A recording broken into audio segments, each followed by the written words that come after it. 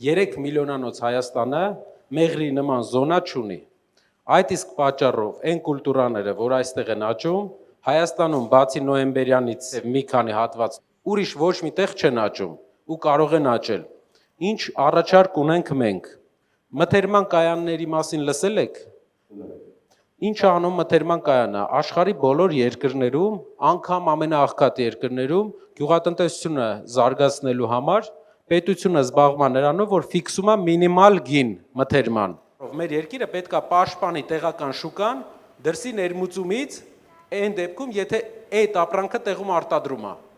Եթե չի արտադրում, ներմուծումը էժան կթողնենք, որ ժողովուրդը էժան ապրուստ ունենա, որը որ տեղում արտադրվում է,